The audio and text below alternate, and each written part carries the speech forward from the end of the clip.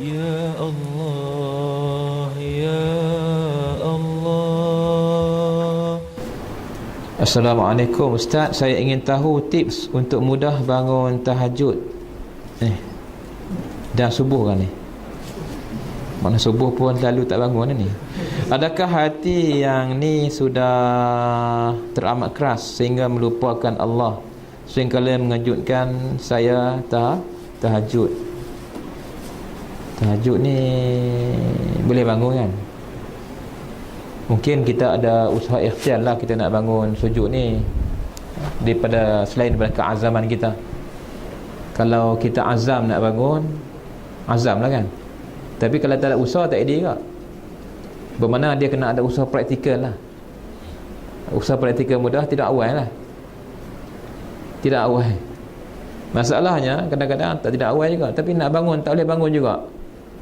Kita ada lagi lah 2, 3 tambahan tentang usaha ni. Di antaranya mungkin kita boleh buat apa? Boleh beramai dengan ayat yang terakhir dalam suratul Kahfi tu. Innal ladzina amanu wa amilus solihati kanat lahum jannatul firdausi nuzula, sampai habis ayat tu. Niat nak bangun pada sekian masa, InsyaAllah jaga. Tapi malam tu kena bangun sungguh lah. Kalau duk buat saja nak test tengok, esok buat tak ID dah. Itu kena buat. Satu cara. Yang kedua, di antara tip lagi nak bangun tahajud yang berlaku juga kepada salah seorang ulama tabi'in, Sufyan As-Sawri, iaitulah dengan sebab dia melakukan sesuatu yang haram di siang hari. Dia termakanlah benda yang haram, maka malam tu tak jaga tahajud. Apa maknanya? Maknanya kalau kita ambil daripada usaha tersebut, makna kalau boleh tu siang hari tu tak usah buatlah benda-benda yang tak elok. Tapi kita ni manusia kan, dosa yang kecil tu terbuat juga kan. Yang dosa besar tu memang tak boleh lah sama sekali. Tapi kok mana pun kalau kita terbuat, maknanya kita kena banyakkan istighfar. InsyaAllah malam hari tu kita mudah bangun. Yang ketiganya, kita kena ada usaha juga tidur sebentar di siang hari. Kerana hikmah tidur sebentar di siang hari itu, itulah dia yang akan menjadi sebab untuk kita bangun tengah malam.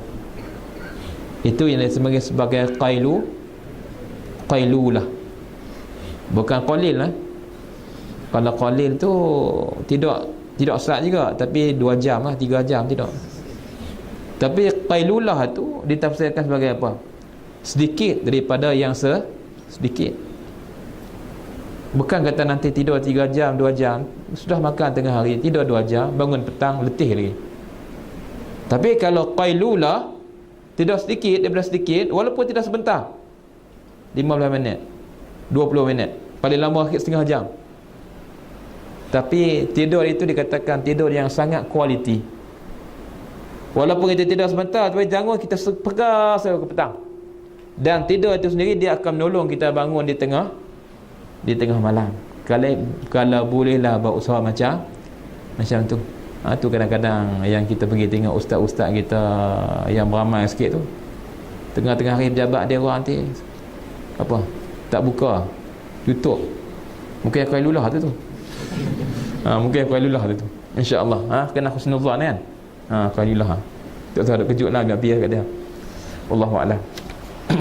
Adakah qasidah dikira sebagai zikir? Qasidah bukan zikrullah. Kena fahamlah. Tapi qasidah itu merupakan kata puji-pujian. Qasaid, madaih, yang memuji, yang memuja Rasulullah sallallahu alaihi wasallam. Jadi kalau itu yang kita pegang, puja Nabi, puji Nabi, dibawa kepada mana? Bawa kepada mana? Bawa juga kepada Allah.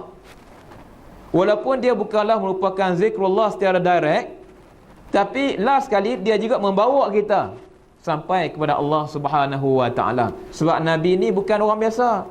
Nabi ni utusan Allah, Rasulullah, duta Allah. Jadi dia bawa kita sampai ke sana. Mungkin orang mengatakan dia bukan zikir, memang betul.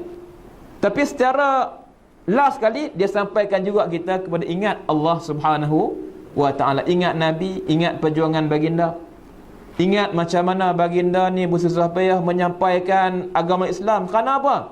Kerana Allah Ta'ala juga yang mengutuskan dia. Sampai juga kita kepada zikrullah, insya-Allah. Wallahu a'lam. Banyak. Selama ini kita sangat menjaga halal haram, akhirnya kecundang kerana nafsu dan menyesal sangat. Tetapi kita rasa kita dah tidak ada masa depan. Apa yang perlu dibuat? Ni penyakit apa ni? Pras Pras. Ini tak kena. Inna rahmatallah wasi'ah. Rahmat Allah tu maha luas, maha luas. Rahmat Allah itu sentiasa terbuka. Tidak apa yang kita buat tak dapat tidak kita mengatakan masa depan kita ni masih lagi panjang. Dia kadang-kadang orang yang pras ni, dia sampai satu peringkat kadang-kadang tu dia tak buat apa dah. Terutamanya kalau dia kena ujian yang dia tak tahan. Mungkin orang tu selama ni semayang kuat, tiba-tiba dengan dia kena pras tu dia tinggal sembahyang habis. Ni dia kena penyakit ni maknanya. Dia penyakit ni dia lah. Sebab dia juga kalau dia tahu kata dia kena penyakit tu, dia kena ubat lah. Dia kena jumpa lah pakar-pakar motivasi dan sebagainya bagi semangat balik kepada dia. Macam ada satu kejadian berlaku kepada seorang, isteri dia masih lagi dalam keadaan baru saya bersalin, baru dalam pantang, duk mandikan anak dia.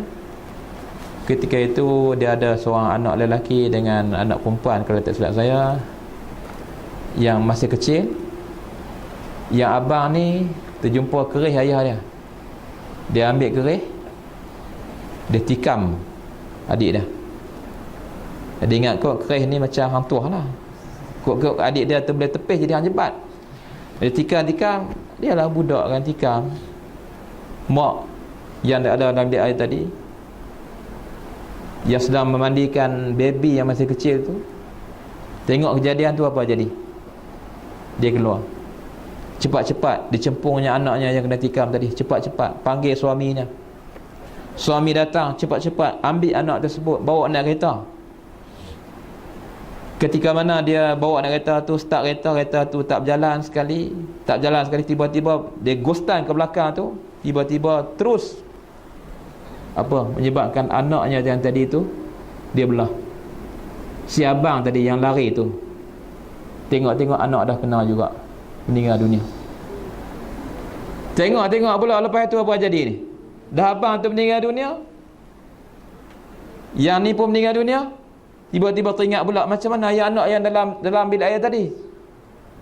Pergi tengok baby tersebut dah pun dia tinggalkan dalam besen ya, ada air, juga meninggal dunia. Dalam masa lebih kurang 15 minit 3 orang anaknya meninggal dunia. Apa jadi? Mengakibatkan kedua-dua orang suami isteri ni dia mengalami satu trauma yang sangat hebat. Berat. Berat. Ini kejadian benar yang berlaku, mengakibatkan apa jadi? Sampai satu peringkat kerja pun tak boleh kerja. Sampai satu peringkat dah berbulan-bulan badan pun kurus susut. Sampai satu peringkat semayang pun tak semayang. Yang dulunya semayang tahajud tak tinggal. Kalau peringkat macam tu macam mana nak buat ni? Tak ada jalan lah. Bermakna dia kena carilah, kena usahalah, kena jumpalah pakar-pakar motivasi, bangkitkan balik semangat dia. Ini yang dikatakan perasaan apa ni? Perasaan kecewa, putus asa. Tidak. Islam tidak ajar kita macam tu. Kita kena tanamkan balik dia keyakinan dia kepada Allah.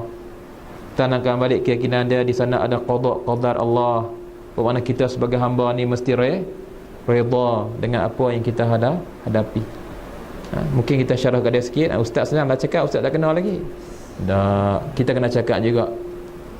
Kena sampaikan juga Sebab apa? Sebab itu merupakan satu, kita katakan, nak boleh bagi motivasi, nak bangkit kepada semangat dia. Wallahu a'lam.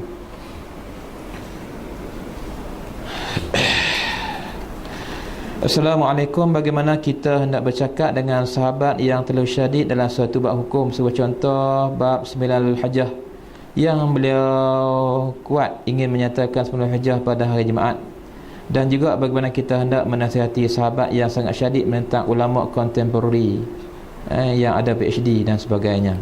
Saya ada PhD kot ni. Macam ni lah. Kita ni apa pun jangan hulu lah, jangan tatarruf. Apa pun kita ni mesti sederhana lah. Nahnu kuntum khairu ummatan wasata, kita ni kok mana pun kena sederhana. Wala yushaddad dina illa ghalabah. Kamu ni kalau kamu syadid dekat, nanti kamu kalah, patah. Kita kena iktiraf, masing-masing ada kelebihan, masing-masing ada kelemahan. Tak semua ulama turas hebat, tak semua ulama kontemporari hebat. Masing-masing ada kekurangan, masing-masing ada kelemahan. Jadi masing-masing kena saling tampung menampung di antara satu sama lain. Nak cari seorang syakhsiyah, seorang pribadi yang sempurna macam Rasulullah sallallahu alaihi wasallam, mana nak jumpa? Tak ada. Huwa insanun kamil, manusia sempurna. Jadi tak dapat tidak, mana kita kena saling tampung menampung, nasihat menasihati di antara satu sama lain. Masing-masing ada kelebihan yang tersendiri, dan kadang-kadang kelebihan yang ada pada orang tertentu mungkin kita tak tahu. Mungkin itu ada pada ilmu Allah Subhanahu wa taala. Mungkin kadang-kadang kita ada sifat takut-takut kita sangka yang tak baik pada dia. Takut-takut sebaliknya, Masya Allah, mungkin dia ni salah seorang waliyun min awliyaillah, mana kita nak tahu. Sebab itu kita ada ajar supaya sentiasa apa? Yang dikatakan salamatus sadr. Salamatus sadr. Iaitulah tingkat persaudaraan yang paling lemah, iaitulah salamatus sadr. Ada perasaan sejahtera dalam diri kita terhadap orang lain. Sifat yang dikatakan persaudaraan yang paling tinggi iaitulah apa? Al-isar, mengutamakan orang lain. Tapi kalau salamatus sadar pun tak ada masalah tak? Duk tengok orang selalu nampak satu macam aja, jangan. Yang ni kalau kita ada yang macam ni, kita kena didik hati kita kena buang. Ini juga sebahagian ajaran tasawuf Imam Ghazali. Imam Ghazali kalau ajak kita apa, kalau tengok budak buat apa, ya Masya Allah, dia masih budak lagi, dia tidak ada dosa. Kalau tengok orang tua buat apa, Masya Allah, orang tua ni dia dah banyak dah, Allah Ta'ala bagi umur dia dah banyak dah ibadat dia, aku ni apa lagi buat. Ini dikatakan proses yang, kalau siapa yang mengaji dengan Ustaz Fahmi Zamzam ni, dia mengatakan proses menata hati, mengajar hati kita supaya kita ni daripada tengok orang lain, tengoklah diri kita sendiri. InsyaAllah kita ni selamat. Ini dalam masalah yang berkaitan dengan kes-kes kita pandang orang lain tu dan sebagainya. Baik, jadi dalam kes yang berkaitan dengan masalah hukum pun macam tu jugalah. Kita kena faham dalam masalah hukum ni ada hukum yang kita kena syadid, iaitulah dalam perkara usul, perkara dasar. Kok-koklah kita berjumpa dengan pendapat 2-3 hari ini, ada orang yang mengatakan tidak ada puasa sunat wukuf di hari Arafah. Yang ni kita kena syadid. Ni siapa ni? Ambil tang mana ni? Yang ni memang kena tolak. Ini usul, ni dasar. Sebab semua ittifaq kata ada puasa sunat hari Arafah. Tiba-tiba dia kata tak ada. Yang ni kita kena tolak. Yang ni memang kita kena syadid. Macam sembahyang subuh lah. Sembahyang subuh. Tiba-tiba dia main kat kita, dia kata sembahyang subuh tak wajib. Yang ni kena syadid. Yang ni puak mana ni? Ini puak kaum mudah. Sembahyang subuh tak payah. Mudah. Kaum muda dia sembahyang subuh kan. Dia tak baca kunut dia. Kontua baca kunut. Kita tolak akal mudah tu. Yang tu memang kena syadid. Sebab itu benda sepakat, itu benda usul, benda dasar. Tapi kalau dalam masalah furu', yang ni kita kena beritahu kepada kawan kita. Ini perkara yang kita katakan mesti ada tasamuh. Mesti ada, kita kata mesti kita ada ruang untuk menerima perbezaan pendapat. Dia tidak boleh sampai satu peringkat dia kata ni pendapat yang paling rajih. Paling rajih bagi kamu. Tapi bagi orang lain tak semestinya. Tak mestinya.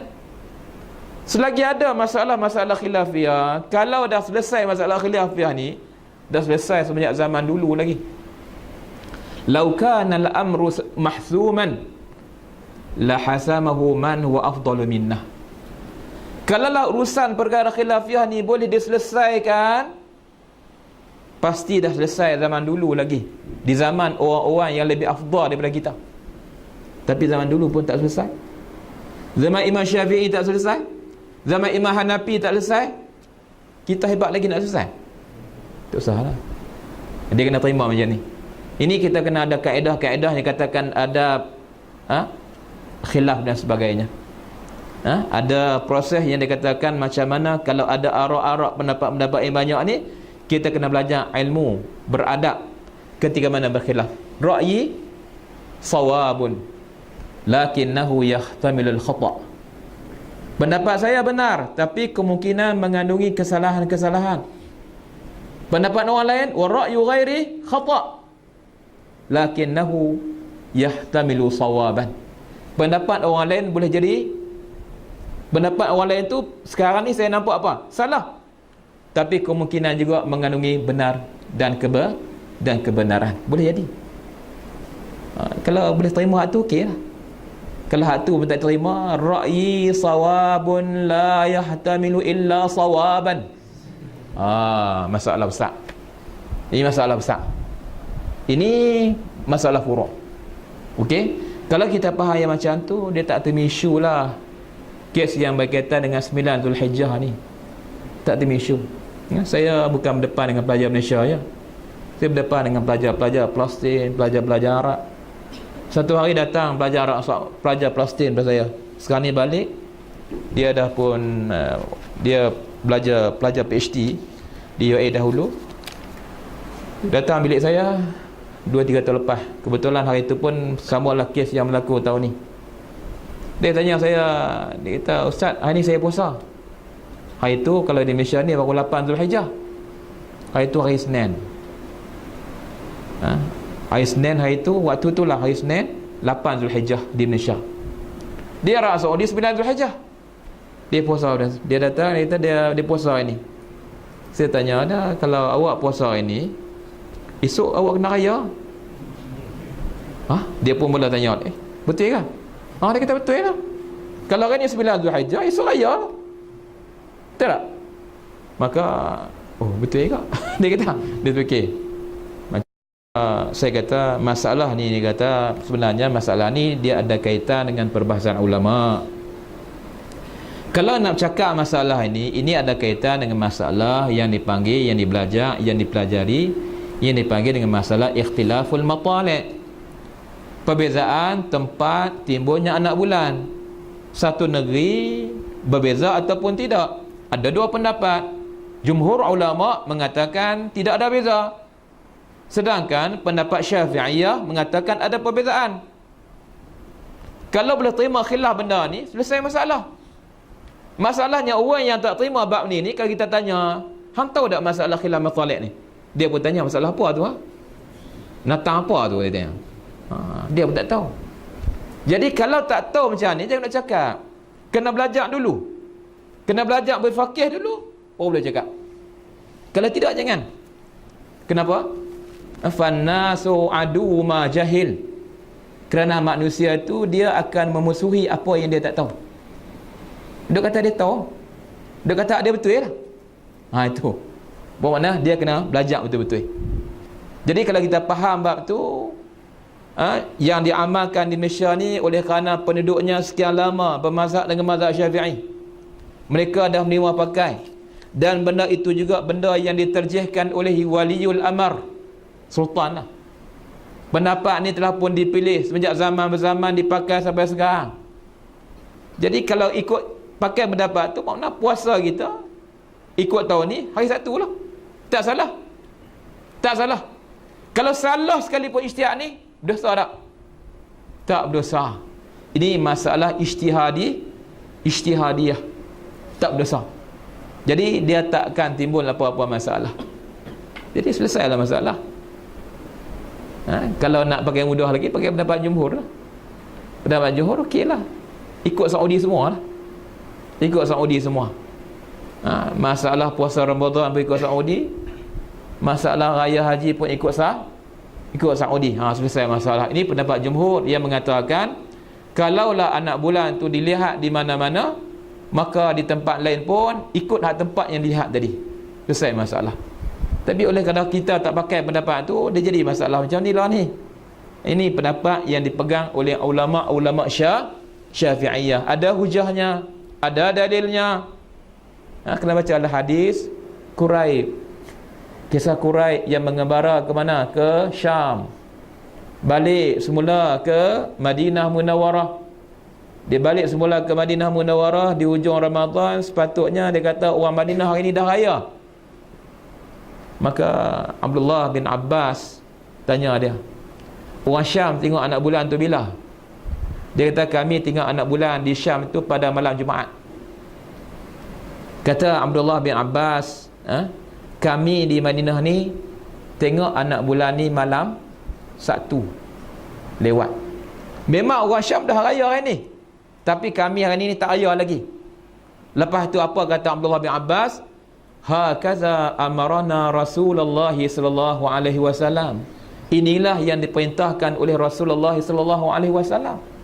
Apa maknanya? Maknanya di sini Syafi'iyah berpegang dengan hadis ini menunjukkan kata perbezaan wujudnya, adanya perbezaan apa tempat timbul anak bulan ini diiktiraf dalam Islam.